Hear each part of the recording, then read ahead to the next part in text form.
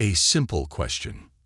The steady hum of voices and the occasional click of a pencil filled room 4B at Oakfield Elementary.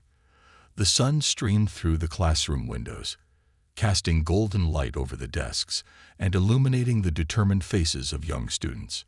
Among them was 10-year-old Malcolm James, a boy with an unmistakable curiosity and an eagerness to learn that his teachers often remarked upon.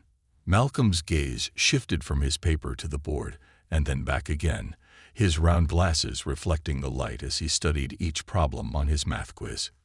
His teacher, Mrs. Reed, a seasoned educator of 22 years, had assigned a quiz on fractions, a subject Malcolm relished.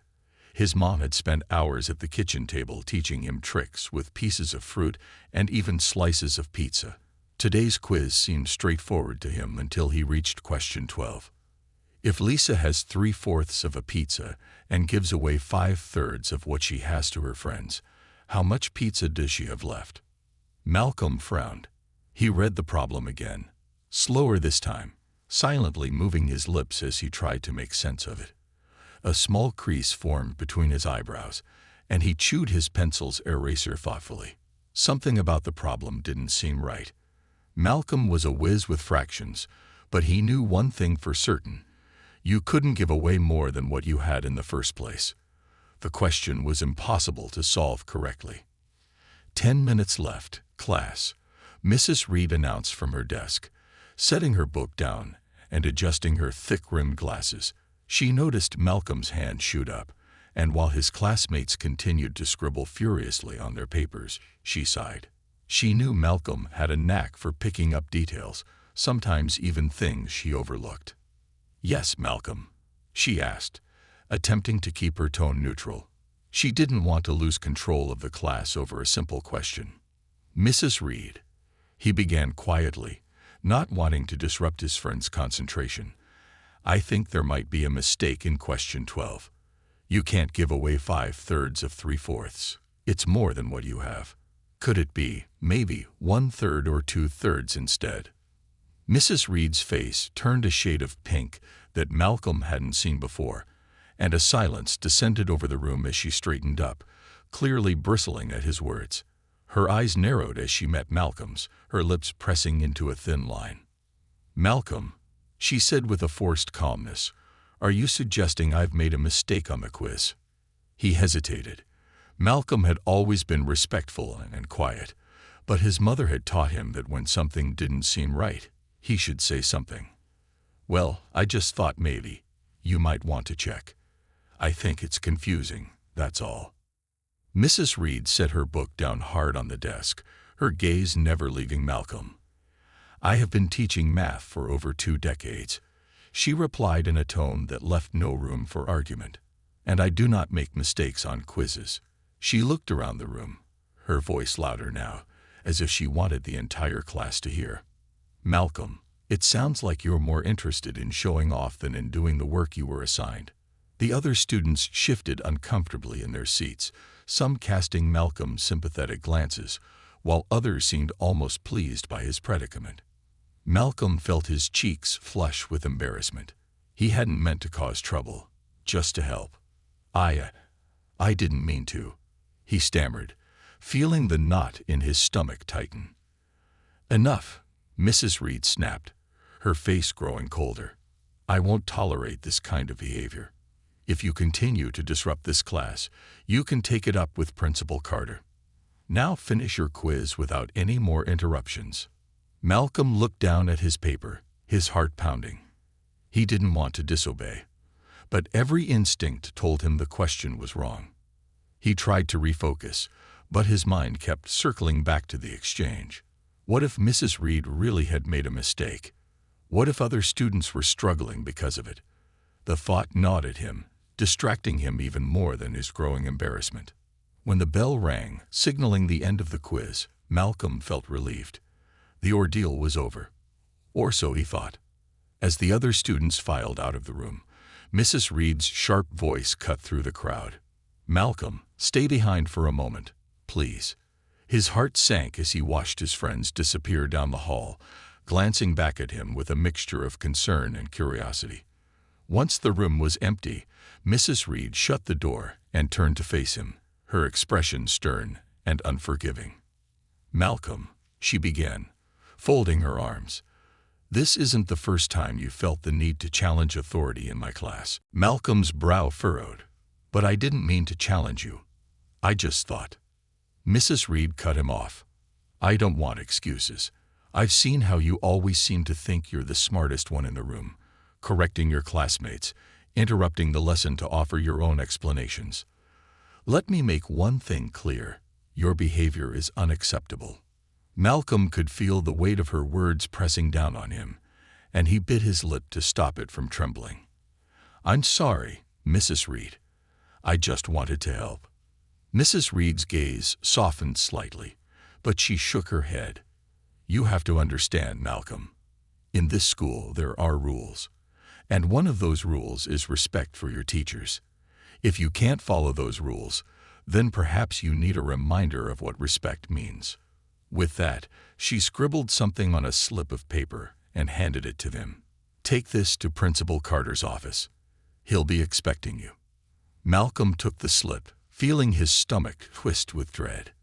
He had never been sent to the principal before, and now his heart was pounding in his chest. He walked down the quiet hallway, the slip clutched tightly in his hand. The usually welcoming sight of the principal's office felt ominous today, the large wooden doors seeming more intimidating than ever. Inside, Principal Carter was waiting, a tall man with neatly combed gray hair and a warm, fatherly smile that usually put students at ease. But today, his expression was unreadable as he gestured for Malcolm to sit down. "Malcolm," he began, his voice kind but firm, "Mrs. Reed has informed me of some troubling behavior in her classroom today." Malcolm took a deep breath, summoning his courage. "Sir, I didn't mean to be disrespectful. I just thought the question was confusing and wanted to help. I didn't think." Principal Carter held up a hand, silencing him. "Malcolm, Oakfield Elementary has a reputation to uphold. We have rules and standards that all students are expected to follow. When a teacher says something, you are to listen, not challenge her." "But sir," Malcolm started, his voice trembling slightly. "It wasn't challenging. I just thought." "Enough." Principal Carter's tone was final. He tapped his pen on the desk, his face betraying none of the warmth Malcolm had always associated with him. "This kind of behavior simply won't be tolerated here. As of now, you're suspended for 2 days. You'll use that time to think about the importance of respect for your teachers." Malcolm felt a sharp pang in his chest. "Suspended," he whispered, barely able to process the word. "But I didn't." Principal Carter merely nodded, already turning his attention to the papers on his desk. "Your mother will be notified. You can go now." Malcolm left the office in a daze, the hallways seeming suddenly darker, heavier, as if they were pressing down on him. The word suspended echoed in his mind. What would his mom think? She worked so hard, always telling him to stand up for what was right. But maybe, he thought with a hollow feeling, maybe he should have stayed quiet after all. But as he walked out of the school building, a single thought lingered, refusing to be pushed away. He hadn't done anything wrong. All he had done was point out the truth. And as his mother arrived at the school, the worry etched on her face, Malcolm felt the urge to tell her everything, just as he always had. Because deep down, he knew she would understand. But he couldn't shake the feeling that what had happened wasn't just about a math problem. This was the beginning of something much bigger, something that would shake the walls of Oakfield Elementary and leave a mark on his heart he would never forget. A mother's resolve. Danielle James parked her car outside Oakfield Elementary, hands gripping the wheel tightly as she took a deep breath. The call from Principal Carter had sent a rush of emotions surging through her: confusion, disbelief, and finally, a calm yet fiery determination. Her son Malcolm, suspended. Her mind buzzed with questions, but she kept her expression steady as she approached the school's front entrance. When she arrived at the main office, Malcolm was already waiting on a small, hard chair near the principal's door, his shoulders hunched and his head bowed. Seeing him there, looking so small and defeated, sent a pang through Danielle's heart. Malcolm wasn't just her son. He was her pride and joy, a bright, kind-hearted boy who devoured books and asked questions that often stumped adults. Danielle saw so much potential in him and had done everything to nurture that. As soon as he looked up and saw her, Malcolm stood up, his face a mix of relief and dread. Danielle walked over, pulled him into a hug, and whispered softly, "We'll get to the bottom of this, sweetheart." Just then, Principal Carter's door opened, and he stepped out, gesturing for Danielle to come in. She kept one hand on Malcolm's shoulder, guiding him into the office with her. Principal Carter sat behind his desk, his usual welcoming demeanor replaced with a cold, official air. He didn't seem like the friendly principal Malcolm had spoken highly of in the past. "Mrs. James," Principal Carter began, folding his hands together on the desk. "Thank you for coming on such short notice." Danielle nodded, her gaze steady. "Of course. I'd like to know why my son, who's never been in trouble before, was sent to the principal's office and suspended." "Malcolm has always been respectful." Principal Carter's mouth tightened. "I understand Malcolm has a good record, Mrs. James. However, he displayed some very troubling behavior in Mrs. Reed's class today.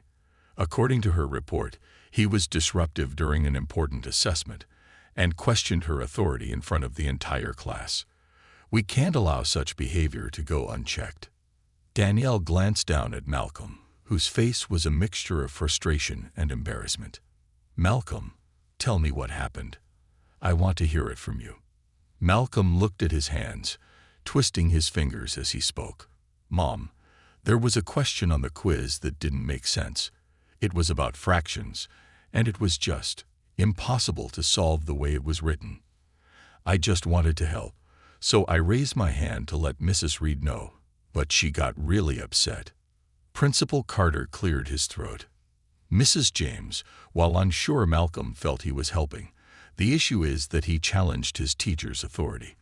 This wasn't the first time he's done something similar, and we have to enforce the standards of respect in our classrooms." Danielle looked at the principal, her eyes narrowing. "So, because my son pointed out a mistake that affected his ability to complete the quiz, you've decided he needs to be punished, suspended." Principal Carter's face tightened. "Mrs. James, it's not about the mistake itself. It's about the manner in which Malcolm addressed it."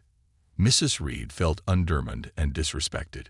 "We have to maintain a respectful environment in the classroom, or things can quickly spiral out of control." Danielle raised an eyebrow, her voice calm but firm. "With all due respect, Principal Carter, Malcolm is 10 years old. He was simply trying to clarify a question that he felt was wrong. And I don't believe punishing him for that is the right course of action. If Mrs. Reed made a mistake, then perhaps she should have just corrected it." Principal Carter's expression hardened. "Mrs. James, I stand by Mrs. Reed's decision. Malcolm is suspended for 2 days, effective immediately. We hope this will serve as a reminder for him to respect his teacher's authority." Danielle sat back, studying him. This wasn't just about Malcolm, or even Mrs. Reed's reaction. It was about something deeper, an unfairness in the way her son was being treated for simply voicing his thoughts. But as she looked into Principal Carter's steely gaze, she knew that reasoning with him wouldn't change anything. If anything, he looked more entrenched in his stance, as if admitting a mistake on the school's part was unthinkable. "I see," she said finally, her voice calm but her words sharp. "We'll comply with your suspension for now, but make no mistake, Principal Carter, I'll be investigating this further. And I won't stop until I find out why my son was punished for something he didn't do wrong." As she led Malcolm out of the office, she felt the weight of Principal Carter's gaze on her back. But she refused to look back. Her mind was already racing with her next steps. Malcolm didn't deserve to be punished for this, and she wasn't going to let it slide. That evening, Danielle called a family meeting. She wanted Malcolm to feel supported and understood, and she knew his father, Louis, would have insights that might help them navigate the situation. Over dinner, Malcolm recounted the day's events in more detail, his voice wavering occasionally as he relived the moment Mrs. Reed had scolded him in front of the class. "Mom, I just wanted to help," he said, his eyes glistening with unshed tears.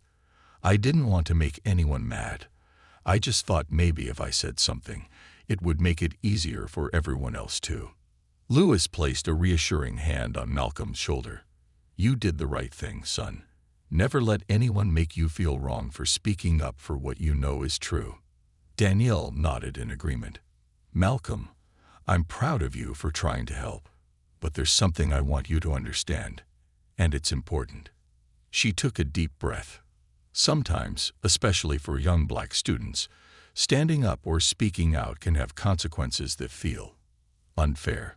People might think you're challenging them just because you ask questions. Malcolm looked down, his face a mixture of confusion and hurt. "But why, Mom? I wasn't trying to challenge anyone." Danielle and Lewis exchanged a glance, and Lewis spoke up. "It's complicated, Malcolm. Sometimes people see things through their own biases, even if they don't realize it. We're going to stand by you, no matter what. We'll find a way to make this right." That night, after tucking Malcolm into bed, Danielle sat with Lewis in their small living room. She voiced the thoughts that had been simmering all evening. "I can't shake the feeling that this is about more than just a math problem," she said quietly. "I've heard stories from other parents about how their kids, especially kids of color, are treated differently. They're disciplined more harshly or accused of being disruptive for things that other kids aren't." Lewis nodded, his brow furrowed. "I've seen it too. But what can we do about it?" Danielle's jaw clenched. "We can make some noise, for starters. Tomorrow, I'm going to reach out to a few friends, people who know about education policy and advocacy. And I'm not stopping until I get answers." The next morning, Danielle got up early, determined to make progress before Malcolm returned to school. She made a list of contacts, other parents, a local community activist, and even an education lawyer she knew from a local parent group. The phone calls were exhausting, but as each call ended, she felt her resolve deepen. By midday, she had already received responses from several parents who shared similar stories. Some of them recounted how their children had been singled out for minor infractions, while others told stories of being unfairly labeled as troublemakers. Danielle listened to each story, her anger growing with each new account. There was a pattern here, a pattern she could no longer ignore. That afternoon, Danielle arranged to meet with Mrs. Hernandez, an education advocate who worked in the community. Mrs. Hernandez had spent years fighting for equitable treatment for all students in the district and was well versed in the subtle ways bias could impact young students, especially students of color. "Danielle." Mrs. Hernandez greeted her warmly at a local coffee shop. "I was horrified to hear what happened with Malcolm. Unfortunately, it's something I've seen many times in this district."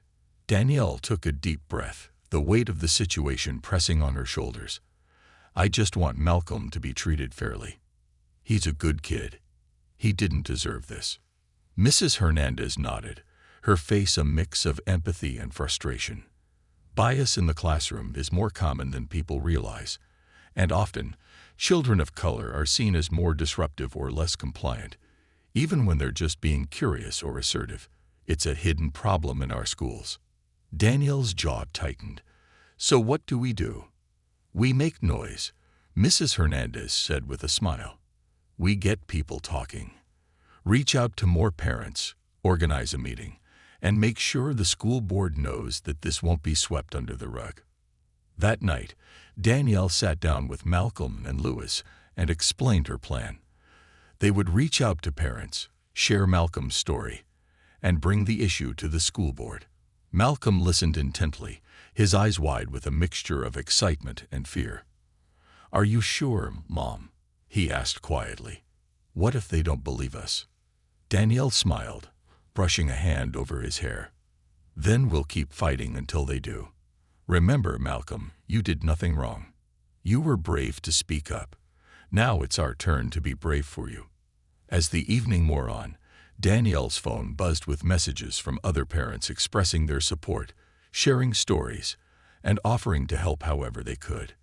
Danielle knew that they had only just begun, and she also knew it wouldn't be easy. But as she glanced over at Malcolm, who was smiling for the first time since his suspension, she felt a surge of hope.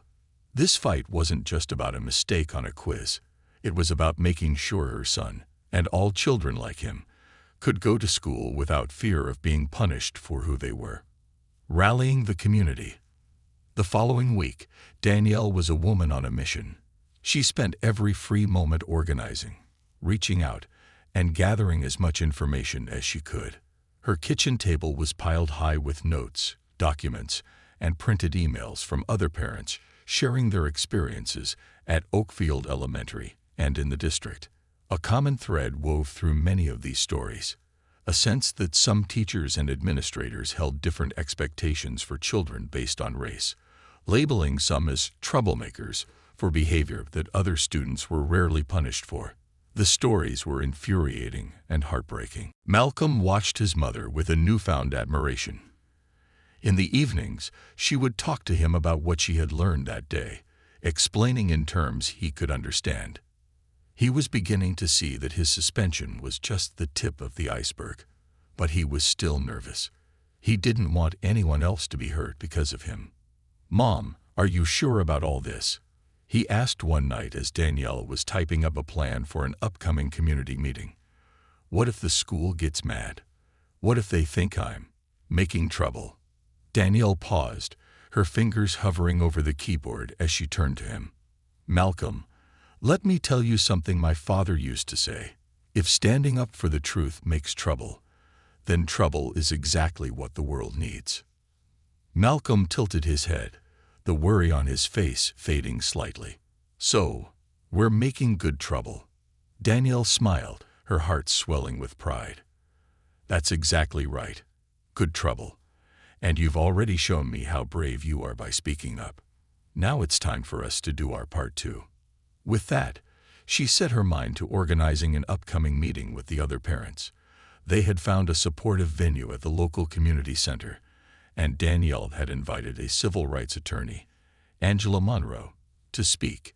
Mrs. Hernandez, the education advocate, had also agreed to attend. Danielle knew it was a big ask for parents to speak openly about their frustrations with the school, but she also knew that if they didn't come together, nothing would change.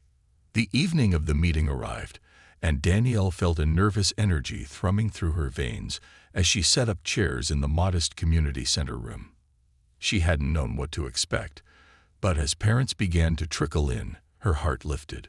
Malcolm, who had begged to come along, stayed close to her, helping arrange papers and pass out refreshments. By the time the meeting was set to start, the room was almost full, with parents from all backgrounds and communities seated and looking expectantly at Danielle. Mrs. Hernandez took a seat near the front, and Angela Monroe was flipping through her notes, ready to offer legal insight. Danielle stepped to the front of the room, feeling the weight of all the parents' gazes on her. Taking a deep breath, she began. "Thank you all for coming tonight. I know how busy everyone is, and it means a lot to see so many of you here." She glanced around, taking in the mixture of expressions: curiosity, frustration, hope. "We're here because my son Malcolm experienced something that, after speaking with many of you, seems far too common. A young boy who simply pointed out a mistake on a quiz was suspended, treated as if he had done something terrible. And I've heard from many of you that similar things have happened to your children." A murmur of agreement swept through the room, with parents nodding and whispering to one another. "I want to hear your stories too," Danielle continued, "because this isn't just about Malcolm.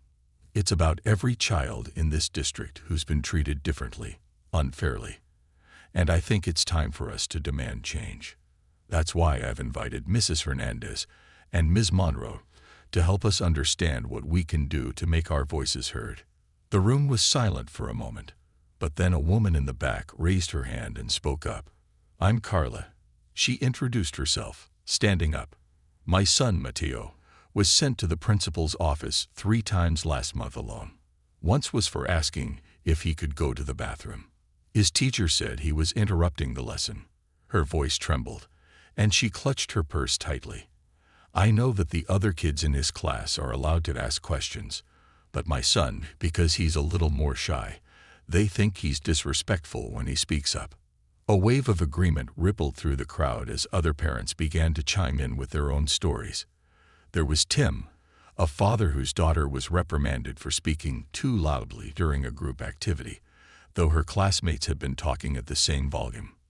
Then there was Tiana, a mother who described how her son had been punished for daydreaming in class, while other students who did the same were only gently reminded to pay attention. Each story painted a troubling picture of the school's treatment of children of color. As more people spoke, Danielle could feel a unity forming in the room, a shared purpose that had been missing for too long. When the room finally fell silent, Angela Monroe stepped forward, her expression solemn. Thank you all for sharing these stories. What you're describing here is what we call implicit bias, she explained, her voice calm and reassuring. It's when judgments about behavior are influenced by assumptions or stereotypes. And sadly, it's very common in schools across the country. Children of color are often disciplined more harshly or held to different standards than their white peers. This is not just a misunderstanding. It's a systemic problem. Angela paused, letting her words sink in. But there are things we can do. One option is to file a complaint with the district. This won't just be about Malcolm's case. If enough parents are willing to stand with us, we can make this a case for all students who have been unfairly disciplined or singled out. Danielle looked out at the group of parents. She could see the hesitation on their faces. Challenging the school district was no small feat, and the risks were clear. But she also saw a spark in their eyes, a desire to fight back against an injustice that had simmered too long in silence. Tim, the father who had spoken about his daughter, raised his hand again. If we file a complaint, how long would it take to get a response? And can they retaliate against our kids? Angela nodded, her face serious. Legally, the district can't retaliate, but that's why it's important that we move forward with a group complaint. They're less likely to target individual children if they see that this is a united community effort. And as for the timeline, it could take a while. But the key is to keep pushing. If they see we're committed, it'll make an impact. Danielle glanced at Malcolm, who was sitting at the back, his face a mix of anxiety and determination. She could see how the weight of the situation affected him, but she also saw a new resilience in his eyes. She knew he was beginning to understand the importance of their fight, even if it scared him a little. As the meeting wound down, parents exchanged contact information, agreeing to form a support group to track their children's experiences and ensure they had each other's backs. Danielle felt a renewed sense of purpose as she looked at her growing network of allies. Over the next few weeks, the community's actions began to ripple through Oakfield Elementary. The support group grew, and parents shared tips on how to track any incidents, taking careful notes of their children's interactions with teachers and administrators. Danielle's phone was constantly buzzing with updates, and her email was filled with stories from parents who had heard about the movement and wanted to get involved. Principal Carter's initial response was defensive, sending out a letter to all parents emphasizing the school's commitment to fairness. But Danielle saw through the hollow words.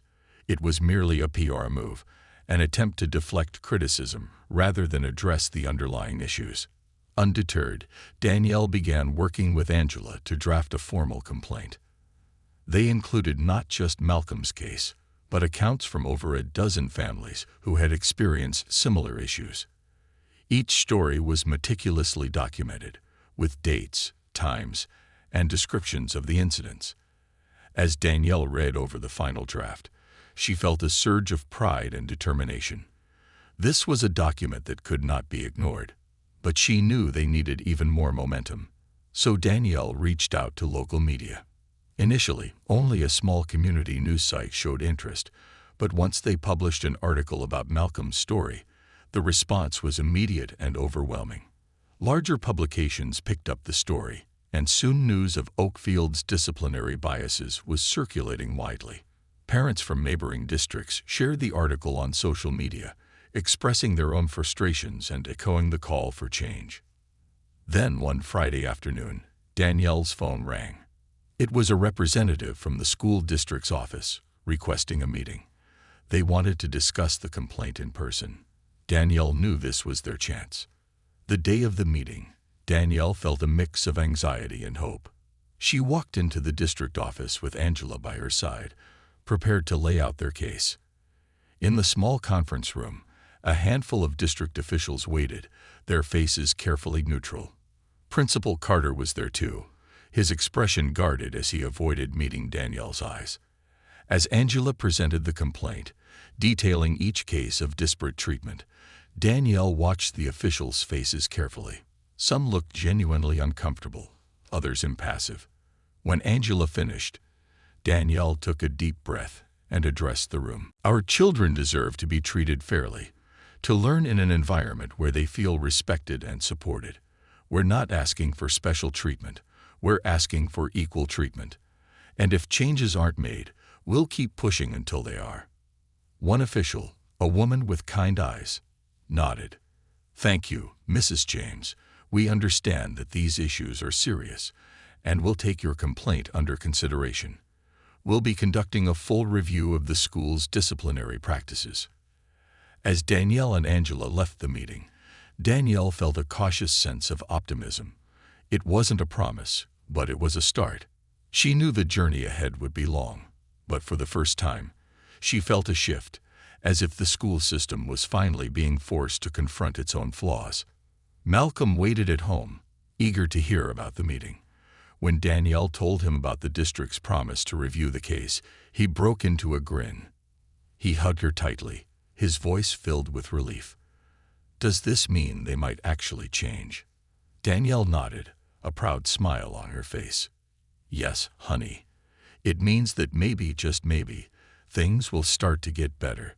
For you and for everyone else. The power of community. The days following the meeting with the district were filled with tense anticipation. Danielle and the other parents watched for any indication that the school district was taking their complaints seriously. They received a brief, carefully worded letter from the superintendent's office, thanking them for their concern and assuring them that a full review of Oakfield's disciplinary practices would be conducted. Yet, the letter offered little in terms of concrete action, leaving Danielle feeling frustrated and restless.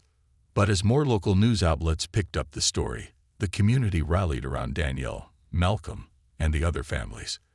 Their voices were amplified by people from all walks of life who were passionate about equity in education. Danielle received messages of support from other parents, teachers, and community leaders. Even a few of Malcolm's former teachers reached out privately, sharing their own concerns about how students of color had been treated differently within the school. One night, as Danielle sat at her kitchen table sorting through messages and letters of support, Malcolm came in, holding a stack of hand-drawn cards. "Mom, some kids in my class made these for me," he said, a shy smile spreading across his face. "They're really nice. They said they're proud of me for being brave."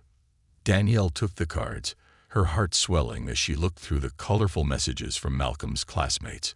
Each card had a personal note, many of them thanking Malcolm for speaking up or expressing pride in his courage. One card from his friend, D. Sean read, "You're my hero, Malcolm. You're helping all of us." As she read the words, Danielle felt a lump in her throat. Malcolm's classmates had noticed his courage, and they were beginning to see that his actions could benefit them all. She hugged him tightly, whispering, "You have no idea how proud I am of you, Malcolm." Later that week, Danielle and several of the parents involved in the complaint decided to hold a public forum at the community center. They wanted a platform to share their stories with others in the community, to help build awareness of the issues that had gone unnoticed for too long. Mrs. Hernandez, the education advocate, and Angela Monroe, the attorney, agreed to help facilitate the discussion.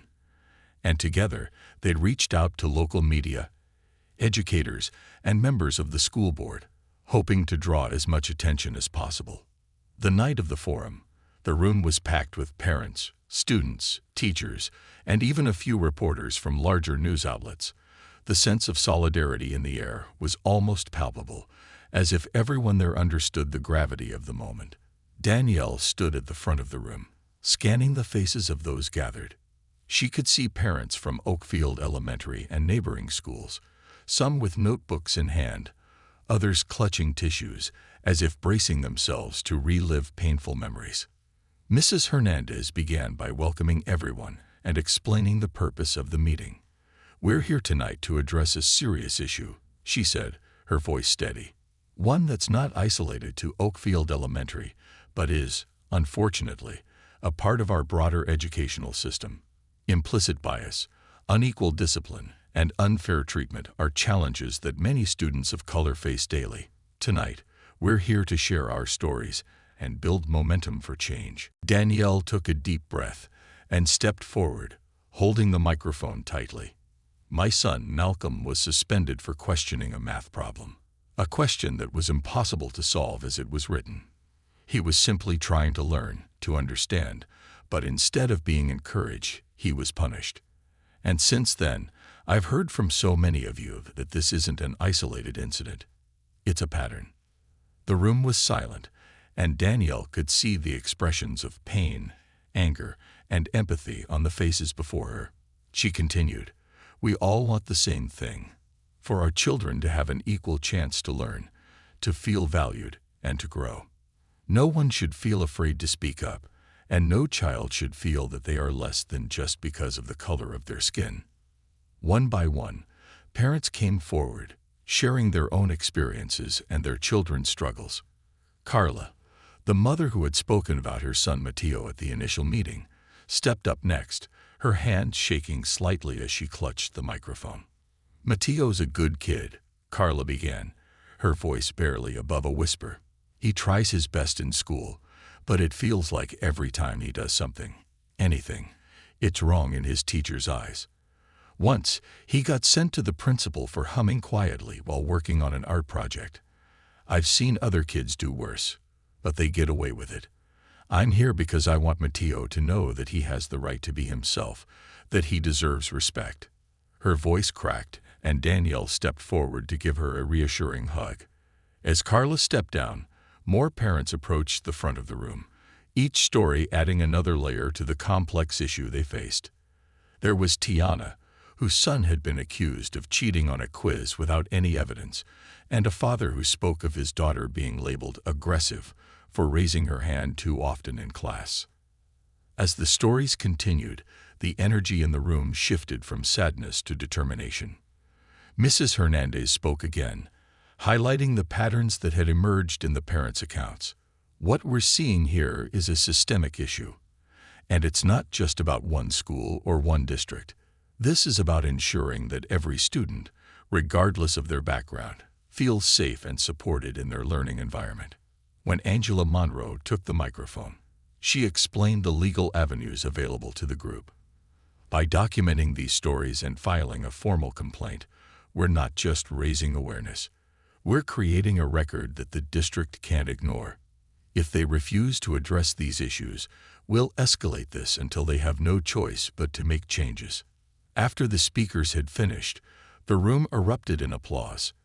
Danielle felt a sense of unity and shared purpose. For the first time, it seemed as though real change was within reach. In the weeks that followed, the forum gained considerable attention, drawing support from civil rights organizations and education reform groups from around the region. They began to amplify the Oakfield parents' voices, pushing the district to take action. The media coverage intensified as more stories of unfair treatment emerged, not only from Oakfield, but from other schools in the district. Parents and former students shared their experiences, and some teachers even anonymously spoke out, confirming that disciplinary practices were often harsher for students of color. Under mounting pressure, the school district announced that it would launch an equity and discipline review, claiming that it would investigate the parents' complaints and assess whether their disciplinary practices disproportionately affected minority students. But Danielle was wary of empty promises. She knew that the district's announcement could easily become just another attempt to placate the public without making real changes. In response, the parents organized a protest outside Oakfield Elementary. The protest was a vibrant display of solidarity, with parents, students, and community members holding signs and chanting, "Equal rights, fair fights, and our children deserve better." Malcolm stood at the front with Danielle, holding a sign that read, "Let kids learn."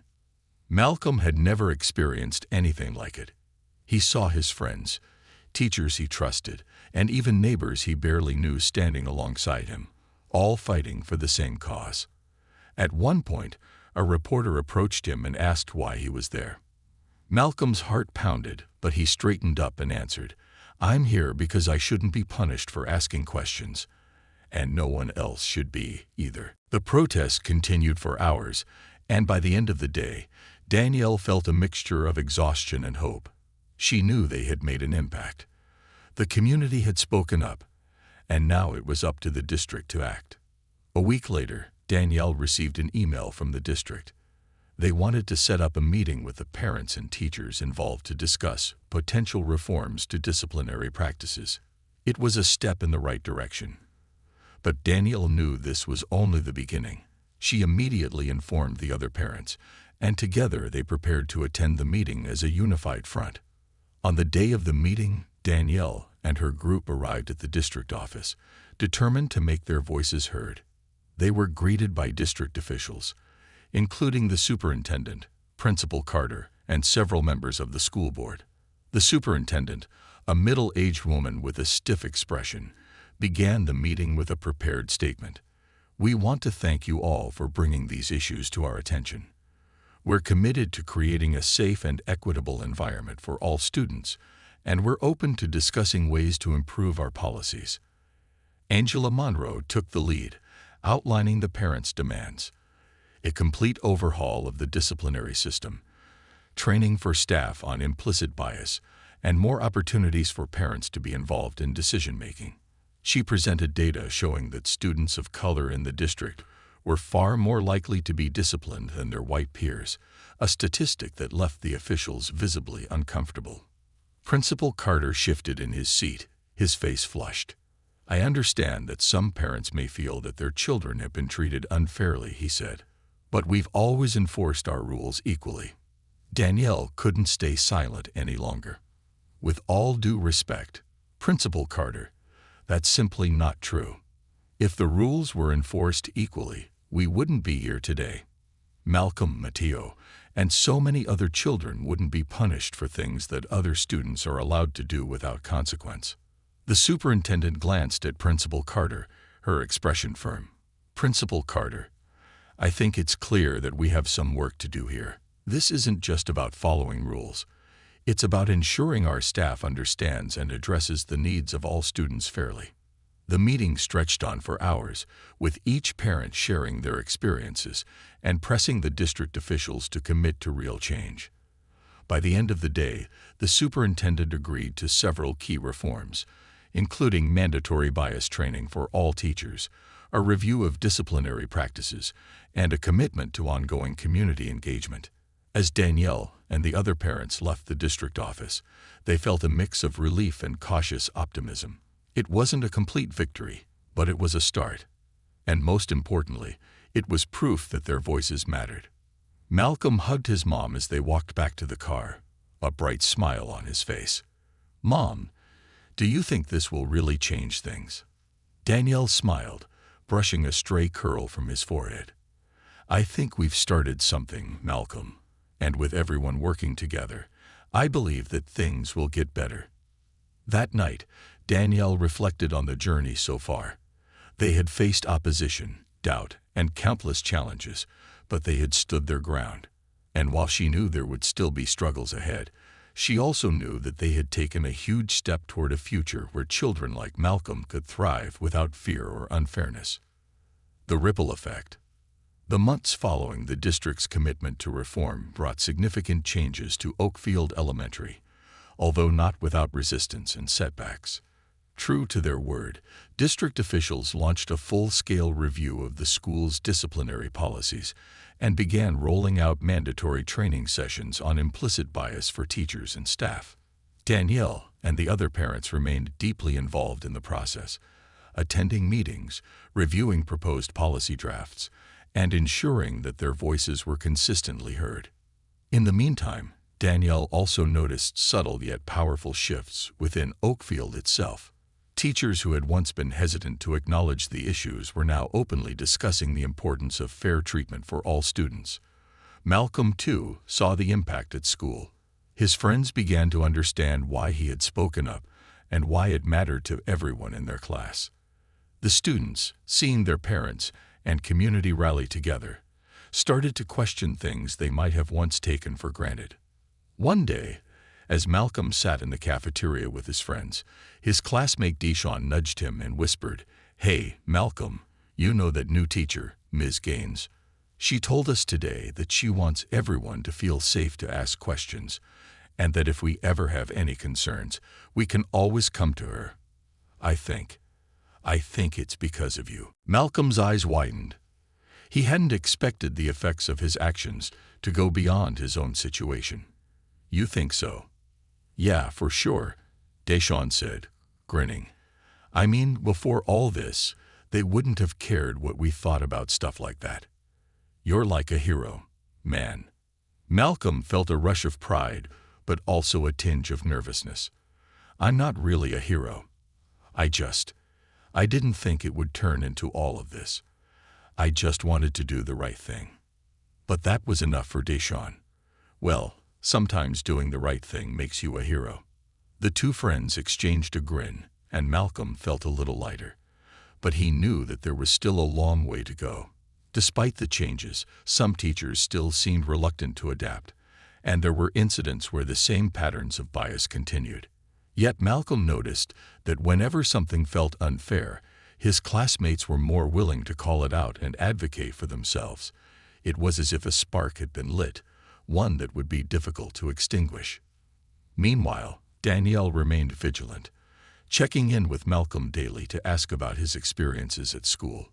She also regularly met with other parents, keeping each other updated on how their children were being treated. The solidarity among the parents was as strong as ever, and Danielle could see that the movement was growing.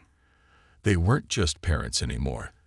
They had become advocates, allies in a fight for justice that had expanded far beyond Oakfield. One Saturday morning, as she was catching up on emails, Danielle received a surprising message from the superintendent's office.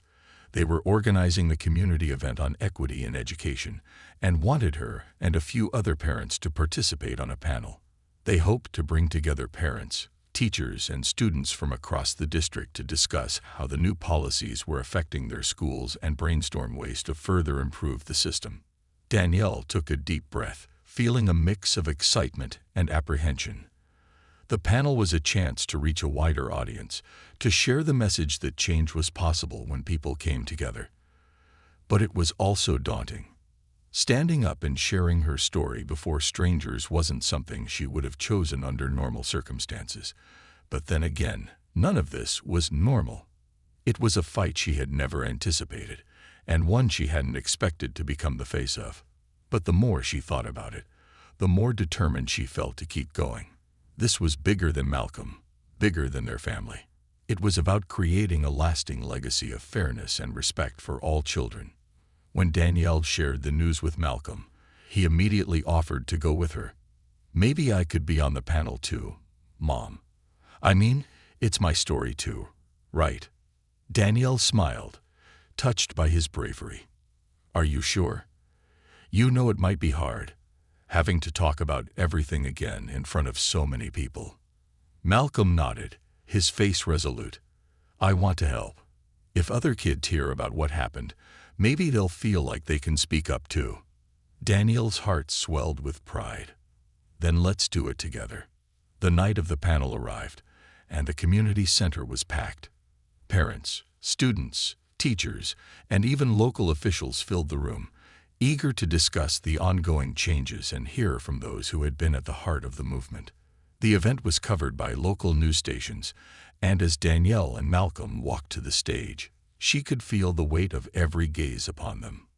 The superintendent opened the panel with a brief introduction, acknowledging the recent challenges the district had faced and the steps being taken to address them. Tonight, she said, "We're here to listen, to understand, and to work together for a better future. I'd like to introduce Danielle James and her son, Malcolm, whose courage sparked the changes we're beginning to see." Applause filled the room as Danielle and Malcolm took their seats. Danielle glanced at her son, who gave her a small, reassuring nod. When it was her turn to speak, she leaned forward and began with a story she had told many times, but that still resonated deeply within her. "Thank you all for being here," Danielle began. "I'm here because of my son, Malcolm, who was suspended for doing what every child should feel free to do: ask questions. He was punished for pointing out a mistake in class, and that experience made him feel, for the first time, that he didn't belong, that he was somehow a problem." She paused, letting the words sink in, watching as faces in the audience softened. "As parents, we're here to protect and support our children. But we're also here to make sure that they're respected and treated fairly, no matter what. And when that didn't happen, we came together as a community to demand change." The panel continued with parents and students sharing their experiences, each story further highlighting the need for policies that considered and respected every student. Some teachers in the audience asked questions, while others expressed gratitude for the changes, saying they had learned more about bias in the last few months than in their entire careers. When it was Malcolm's turn to speak, he clutched the microphone tightly, glancing at his mom for encouragement. "I didn't really understand what was happening at first," he began, his voice wavering slightly but growing stronger as he went on. "I just thought I was in trouble for trying to help. But then I realized that it wasn't just me. Other kids, my friends, had been treated the same way." He looked out over the crowd, his gaze settling on some of his classmates and their parents who were there to support him. "I hope that this can help everyone feel like they belong, like they matter, because everyone deserves that right." The audience burst into applause, and Danielle felt tears pricking her eyes.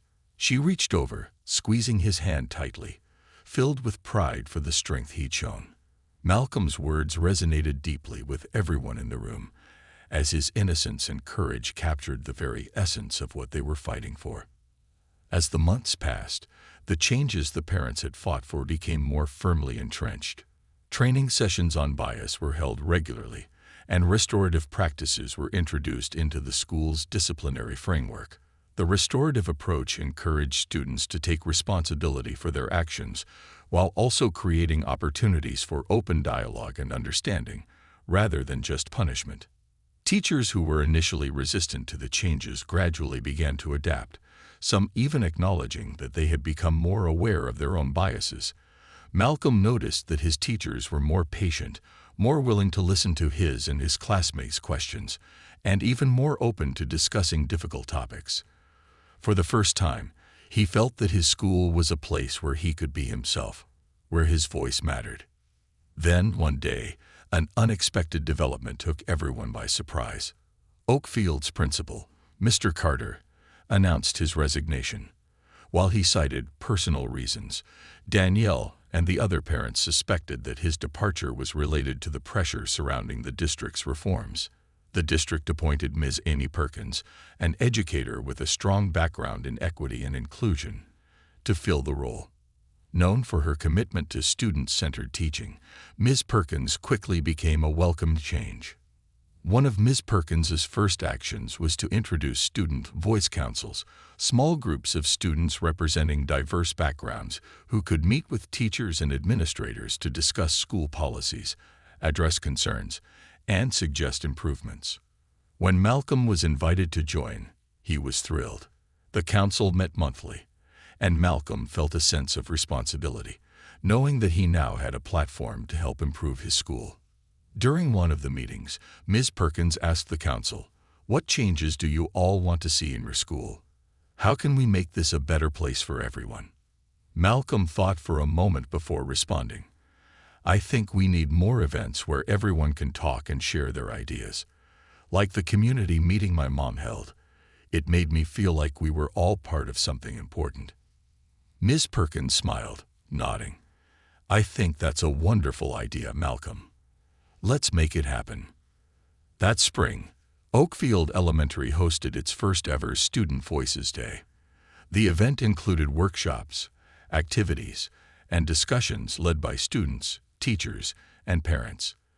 The day was a celebration of the school's diversity, an opportunity for students to share their experiences and learn from each other.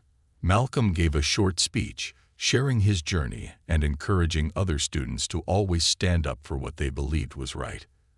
As he finished, the crowd erupted in applause, and Malcolm spotted his mom, her face glowing with pride, tears shimmering in her eyes. In that moment, he knew that they had truly made a difference. By the time summer arrived, Danielle felt an overwhelming sense of gratitude and accomplishment. The journey had been hard, and there were still challenges ahead, but she knew they had achieved something monumental. Malcolm had gone from feeling isolated and punished to feeling empowered and celebrated for who he was. And in the process, their community had come together in ways she could never have imagined. One evening, as the sun set over their neighborhood, Malcolm sat with Danielle on the porch, enjoying the cool breeze. "Mom," he said, looking up at her with a thoughtful expression, "do you think things will stay this way? That other kids won't have to go through what I did?" Danielle wrapped her arm around him, pulling him close. "I hope so, sweetheart. But I also know that we've shown everyone what can happen when people speak up, when they refuse to back down. And because of you, because of all of us, I believe they'll think twice before treating anyone unfairly." Malcolm nodded, resting his head against her shoulder. In his heart, he knew that their fight wasn't over, but he also knew that they had made an impact, a lasting ripple that would spread through Oakfield and beyond. As the sky darkened, Danielle gazed out over the quiet street, feeling the weight of everything they had accomplished. They had taken a stand, defied the odds, and proven that even a small community could spark big change.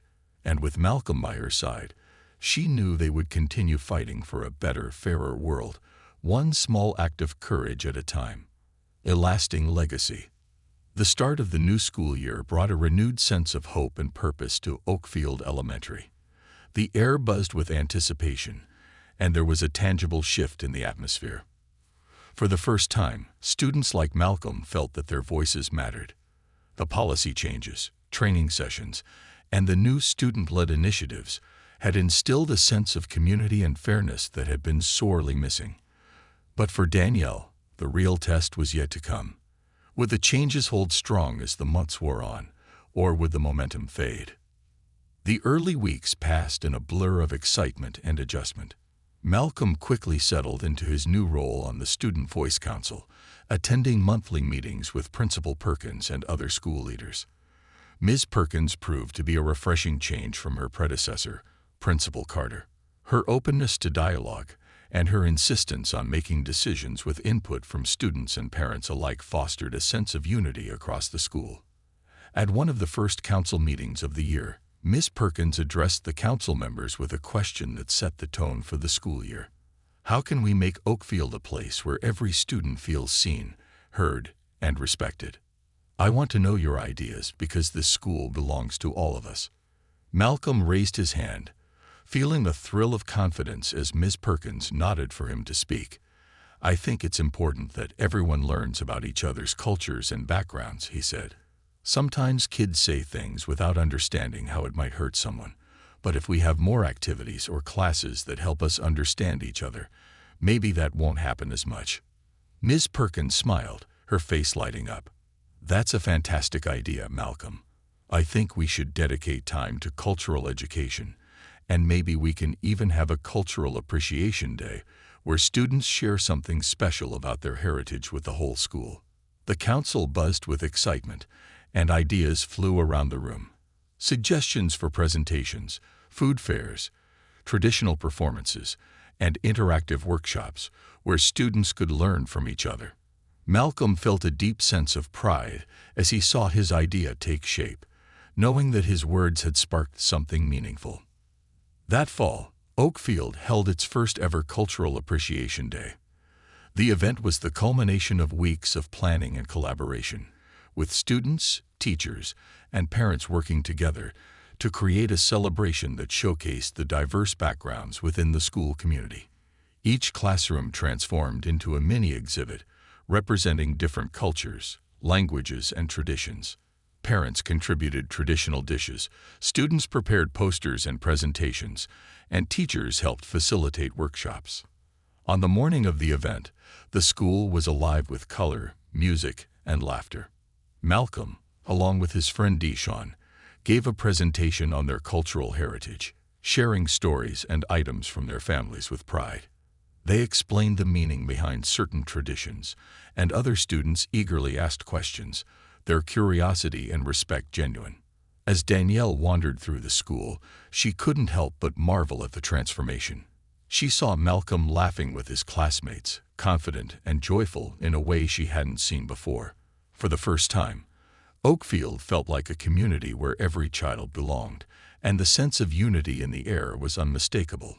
Teachers, students, and parents alike embraced the day's spirit, learning from one another and breaking down barriers that had once seemed so rigid. Angela Monroe, the civil rights attorney who had supported the parents' efforts from the beginning, stopped by to witness the event as well. Danielle introduced her to Ms. Perkins, who was eager to thank Angela for her role in advocating for the community. Angela expressed her admiration for the school's dedication to change, remarking on how rare it was to see such a rapid and sincere response to a call for equity. "What you've done here is extraordinary," Angela said, her eyes gleaming with pride as she addressed Ms. Perkins, Danielle, and the other parents who had led the charge. "I hope other schools are watching, because Oakfield is setting a standard that everyone can learn from." In the weeks that followed, word of Oakfield's transformation began to spread. Stories of the school's journey were shared in community meetings, local news segments, and online forums. Parents from other schools reached out to Danielle and her group, asking for advice on how they could advocate for similar changes in their own children's schools. The Oakfield Parents Coalition, as they had informally begun to call themselves, decided to host a workshop to share the strategies they had used to rally support, document incidents, and push for district-wide reforms. The workshop, held at the community center, was packed with parents and community leaders from across the city. Danielle, Angela, and Mrs. Hernandez each spoke about their experiences, providing practical advice on how to mobilize, organize, and create a compelling case for change. Danielle felt a powerful sense of purpose as she addressed the crowd, her journey from concerned parent to community advocate now in full bloom. One of the parents in the audience, a woman named Evelyn, stood up during the cue and a portion of the workshop. Her voice trembled with emotion as she spoke. "My daughter was suspended twice last year for things that other students weren't punished for. I felt powerless, like there was nothing I could do to protect her. Seeing what you all have done here gives me hope." Danielle approached Evelyn after the workshop, offering her a comforting hug. "You're not alone," she said gently. "We all felt powerless at one point. But if we come together, we're stronger than any one person could ever be on their own." The Oakfield Parents Coalition continued to grow, connecting with families from other schools who were facing similar challenges. Before long, they were forming alliances with other advocacy groups, organizing citywide events, and even starting discussions with local policymakers to address systemic biases in education. By the end of the school year, the ripple effect of Oakfield's transformation had extended far beyond the district. The district's board announced a citywide initiative to implement equity-focused training, cultural programs, and restorative disciplinary practices across all schools.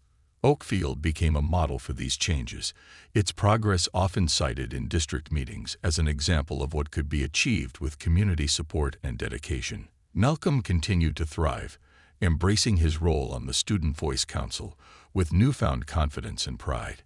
His teachers noticed his increased participation in class, and he often found himself serving as a mentor to younger students. He had become a role model, not just for his friends, but for the entire school. One afternoon, As he walked through the halls, Malcolm overheard a first grader telling his friend, "If you see something wrong, you should tell a teacher." That's what Malcolm did, and now everyone listens. The words brought a smile to his face. He realized that in some small way he had left a mark on Oakfield, one that would hopefully encourage others to speak up long after he'd moved on. As summer approached, Danielle and Malcolm were invited to a city-wide education summit to share Oakfield's story. Danielle was nervous, but Malcolm was thrilled at the opportunity to speak to an even larger audience. They stood on a stage before hundreds of parents, teachers, and city officials, their story now a beacon of hope and a call to action for schools across the region. When it was Malcolm's turn to speak, he approached the podium with a quiet but unmistakable confidence. He looked out over the crowd, his gaze steady as he shared his story, how he had simply tried to correct a math problem, and how that small act of speaking up had led to something far bigger than himself. "I didn't think that asking a question would change so much," he said, his voice carrying across the room. "But I learned that even when things are hard, even when you're scared, it's important to stand up for what's right. Because sometimes doing that helps everyone else feel brave too." The audience gave him a standing ovation, and Danielle felt tears welling up in her eyes. She reached over, wrapping her arm around her son's shoulders as they soaked in the applause together. In the years that followed, Oakfield's journey continued to inspire change, both locally and nationally.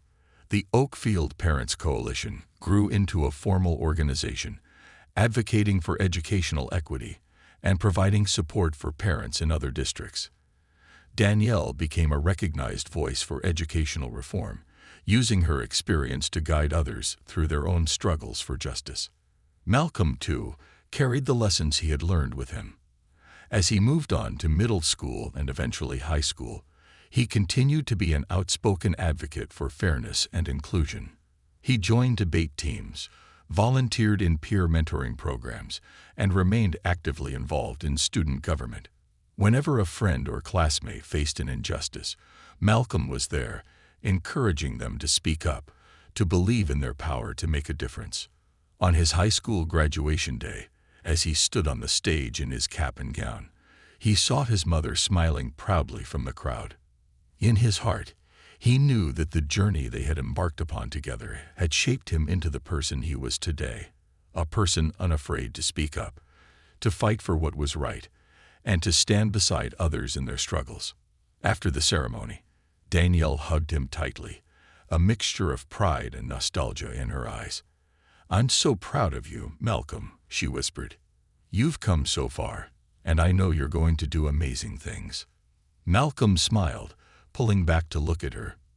"You know, Mom, none of this would have happened without you.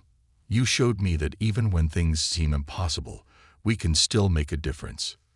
Danielle brushed a tear from her cheek, her heart swelling with pride. "And you've shown me that sometimes it takes one small voice to start a movement."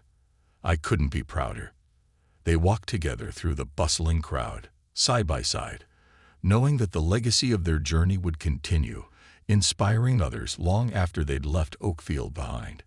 It was a story of courage, unity, and resilience, a testament to the power of one voice and one community to spark a ripple of change that would continue to grow for generations to come.